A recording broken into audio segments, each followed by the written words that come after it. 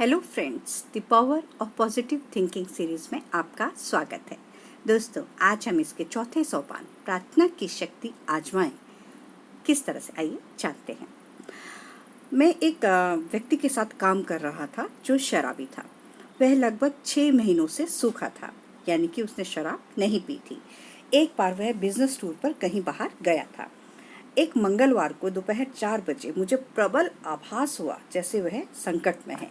ना जाने क्यों मुझे उस व्यक्ति की याद बार बार आती रही। कोई शक्ति मुझे उसकी ओर खींच रही थी। इसलिए मैंने सारा काम बंद कर दिया और उसके लिए प्रार्थना करने लगा। मैंने उसके लिए लगभग आधा घंटे तक प्रार्थना की। फिर वह एहसास खत्म हो गया और मैंने प्रार्थना करना बंद कर दिया। कुछ दिनों बाद उसने मुझे टेलीफोन पर बताया, मैं पिछले सप्ताह वेस्टर्न में था और मैं आपको बताना चाहता हूँ कि मैंने अब तक शराब नहीं पी है। हालांकि पिछले सप्ताह मेरी एक बार बहुत प्रबल इच्छा हुई थी। तो मैंने पूछा, क्या वह मंगलवार को शाम को 4 बजे का टाइम था? तो हैरान होकर उसने जवाब दिया, हाँ, परंतु आपको कैसे पता चला? आपको किसने बताया? तो मैंने कहा कि किसी ने नहीं। मेरा मतलब है कि कम से कम किसी इंसान ने तो मुझे नहीं बताया। फिर मैंने उसे बताया कि मंगलवार को 4 बजे मुझे उसके बारे में कैसा आभास हुआ था और मैंने उसके लिए आधा घंटे तक प्रार्थना की थी। वह हतप्रभ रह गया और उसने कहा, मैं होटल में था और बार के सामने रुक गया। मैंने मन में एक जबरदस्त द्वंद्व चल रहा था। मैंने आपके बारे में सोचा क्योंकि मुझे उस समय मदद की सख्त ज़रूरत थी और मैंने प्रार्थना करना शुरू कर दिया। उसकी प्रार्थना मुझ तक पहुंच गई और मैंने भी उसके लिए प्रार्थना करना शुरू कर दिया। हम दोनों की प्रार्थना में शामिल होने से सर्किट पूरा हो गया और हमारी प्रार्थना ईश्वर तक पहुंच गई। इस प्रकार उस व्यक्ति को इतनी शक्ति मिल गई कि वह उस संकट से उभर सके। और उसने क्या किया? वह एक दुकान में गया, उसने बक्सा भर कैंडी खरीदी और उसे बिना रुके पूरी कैंडी खत्म कर दी। इससे वह बच गया। जैसा उसने कहा, प्रार्थना और कैंडी ने उसे बचा लिया। एक युवा विवाहिता महिला ने स्वीकार किया कि वह अपने पड़ोसियों और मित्रों के प्रति घृणा, ईर्ष्या और नफरत के भाव से भरी हुई थी। वह बहुत डरी हुई भी थी। वह अपने बच्चों के बारे में हमेशा चिंतित रहती थी कि कहीं वे बीमार ना पड़ जाएं या उनका एक्सीडेंट ना हो जाए या वे स्कूल में फेल ना हो जाए। उसका जीवन असंतोष, डर, घृणा और दुख का कारुणिक संयोग था। मैंने उससे पूछा कि क्या उसने कभी प्रार्थना की है? तो उसने जवाब दिया, सिर्फ तभी जब मैं किसी ऐसी स्थिति का सामना करती हूँ जिसमें मैं बुरी तरह से हताश हो जाती हूँ। परंतु मुझे स्वीकार करना होगा कि प्रार्थना का मेरे लिए कोई अर्थ नहीं है, इसलिए मैं ज़्यादा प्रार्थना नहीं करती। मैंने सुझाव दिया कि वास्तविक प्रार्थना के अभ्यास से उसका जीवन बदल सकता है।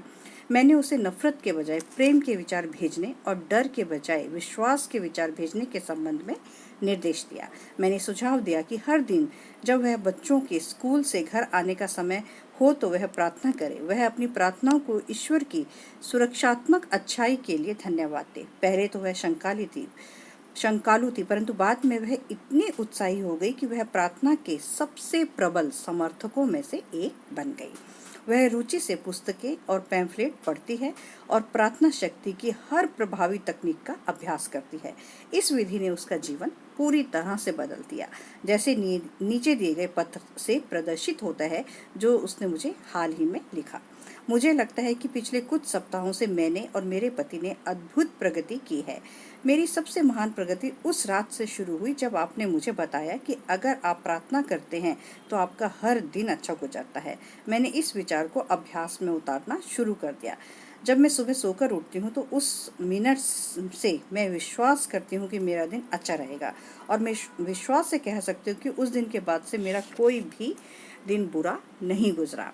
आश्चर्यजनक बात तो यह है कि मेरे लिए दरअसल पहले से ज़्यादा सुखद नहीं रहे हैं या पहले की तरह की छुटपुट परेशानियों से मुक्त नहीं रहे हैं, परंतु अब मुझे उनमें परेशान होने की जरा भी शक्ति नहीं बची है। हर रात को मैं प्रार्थना करते समय उन चीज़ों की सूची बनाती हूँ जिनके लिए मैं कृतज्ञ हूँ। छोटी छोटी बातें जो उस दिन के दौरान हुई जिनसे मेरा दिन सुखद बना। मैं जानती हूँ इस आदत ने मेरे मस्तिष्क को इस बात के लिए तैयार किया है कि अच्छी चीज़ों को छांट लें और बुरी बातों को भूल जाए। यह तथ्य कि पिछले 6 सप्ताहों से मेरा कोई भी दिन बुरा नहीं गुजरा और मैंने निराश होने से इनकार कर दिया, मेरे लिए यह किसी चमत्कार से कम नहीं है। उसने प्रार्थना की शक्ति आजमाने के द्वारा आश्चर्यजनक शक्ति को खोज लिया। आप भी ऐसा ही कर सकते हैं। प्रार्थना से प्रभावी परिणाम हासिल करने के लिए 10 नियम आवश्यक हैं। वो क्या है, आइए जानते हैं। नंबर 1, हर दिन कुछ मिनट का समय निकालें। इस दौरान कुछ भी ना बोलें, सिर्फ ईश्वर के बारे में सोचें। इससे आपका मस्तिष्क आध्यात्मिक रूप से ग्रहणशील बनेगा। नंबर 2, फिर आसान सहज शब्दों में प्रार्थना करें। आपके दिल में जो हो वह सब ईश्वर से कह दें। ऐसा न सोचें कि आपको दक्यानुसी धार्मिक वाक्यों का ही प्रयोग करना है। अपनी भाषा में ही ईश्वर से बात करें, ईश्वर आपकी भाषा समझता है। नंबर 3, बिजनेस के दौरान या यात्रा में या बस में या ट्रेन में या अपनी कुर्सी पर बैठे बैठे प्रार्थना करें। अपनी आंखें बंद करके दुनिया से अपना ध्यान हटा लें और ईश्वर की उपस्थिति पर अपना ध्यान केंद्रित करते हुए छोटी छोटी प्रार्थनाएं करें। आप हर दिन ऐसा जितना ज़्यादा करेंगे, आपको ईश्वर की उपस्थिति का एहसास उतना ही ज़्यादा होगा। नंबर 4, प्रार्थना करते समय हमेशा मांगते ना रहें। इसके बजाय यह विश्वास जताएं कि ईश्वर ने आपको कितनी नियामतें दी हैं और अपनी अधिकांश प्रार्थनाओं में ईश्वर की कृपा के लिए उसे धन्यवाद दें। नंबर 5, इस विश्वास के साथ प्रार्थना करें कि सच्चे दिल से की जाने वाली प्रार्थना में इतनी शक्ति है कि यह आपके और आपके प्रियजनों के जीवन में ईश्वर के प्रेम और संरक्षण को ला सकती है।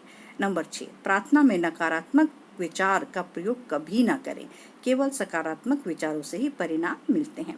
हमेशा ईश्वर की इच्छा को स्वीकार करने के लिए सहमत रहें। आप जो चाहते हैं वह मांगे, परंतु यह भी कहें कि ईश्वर आपको जो देगा आप उसे खुशी खुशी स्वीकार करेंगे। हो सकता है कि ईश्वर आपको मांगी गई चीज से कोई बेहतर चीज दे रहा हो। हर चीज को ईश्वर के हाथ में सौंपने की आदत डालें। सर्वश्रेष्ठ काम करने की योग्यता मांगे और परिणामों को पूरे विश्वास से ईश्वर के हाथों में सौंप दें। जिन लोगों को आप पसंद नहीं करते या जिन्होंने आपके साथ बुरा बर्ताव किया है, उनके लिए प्रार्थना करें।